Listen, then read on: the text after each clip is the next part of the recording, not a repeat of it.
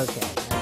We are back here on the Lynn Hayes Freeland Show, and we're talking about The Funeral. It is a stage production coming to Pittsburgh November 9th.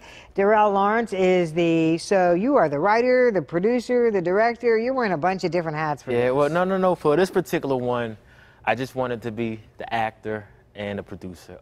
Damian J. Wallace, a veteran actor in Philadelphia and Broadway, he actually directed this piece. Oh, okay. I just wanted to concentrate on the acting part. On the because acting. It's so emotional. Oh, wait, but you wrote it? Yes. Okay, so you wrote it and you're performing in it. And producing it. Now, when you wrote it, did you have you in mind for this role? Yes. This is did? actually the first play that I wrote that I actually had myself in mind. The other stuff that I wrote, I didn't want to act in it. But this particular one really spoke to me. Okay. And I wanted to challenge myself, not just as a writer, but also as an actor.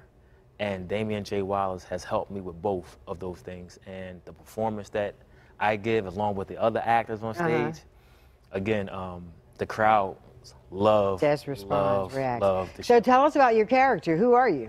My character is Jonathan. He's the stepson. Okay. He's the one that everybody labels the black sheep of the family, because he's the one who loves to get high. He loves to hang out with his friends. He really doesn't take life too serious, as you saw in that clip right there. Yeah. He just, easygoing, happy-go-lucky. Just love to do his own thing. But it's things that Jonathan is dealing with, along with his little brother and his little sister, who he loves. Okay. And they have a great relationship as well. But Jonathan feels like the outcast because he wasn't the biological. Okay. He was missing that love that he wished that he had from his biological father. Okay. He felt like his stepfather did not give him the same love that he gave his own biological children. So one of the things I like to ask folks when they're on the show is, what is the after-show conversation? When we've seen the play on the 9th, and then we go for coffee or food or whatever, what are we talking about? If you ask 10 people, you probably get 10 different answers. No. No, but that's how the story is. Okay. It's not just simplistic. It's not. You deal with multiple things, but the part that I love, you're going to leave having a conversation.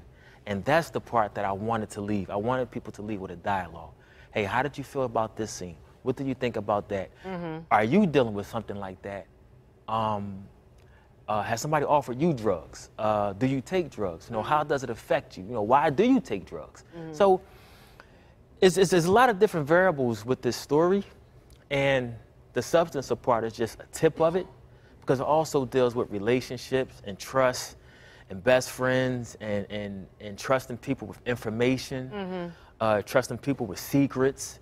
It's a lot of different dynamics that goes with this, and it's just a show that young people definitely need to see, and older people definitely need to see, and bring their children to come see this show. Now, when you say children, it's appropriate for what age?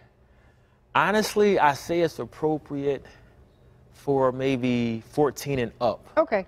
But it affects even the adolescents, if that makes any sense. It does make sense. So we kind of touched on August Wilson before. Yes. And one of the things I always feel after an August Wilson play is most often confused. It doesn't sound like I'm going to be confused, that I'm really going to have a viewpoint or a perspective after the funeral. I could tell you this. I could tell you're going to be shocked. That I could tell you. No, you're a good teaser. Yeah, you're just. No, that's just not from me. That's okay. That's not just from me. That's from the fan reaction, which is uploaded on my website. Okay. And again, like I said, you're going to leave with a dialogue, because a lot of things in my show that are real. The way I love to write with emotion. I love to write with passion.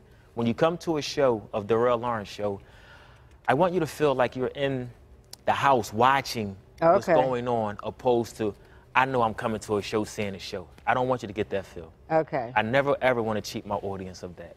It's real. You're going to have feelings. You're going to have emotions. And this is what I love. Whether it's positive or negative, you're going to have an emotion. You're going to have emotion. So again, it's, I keep wanting to say August.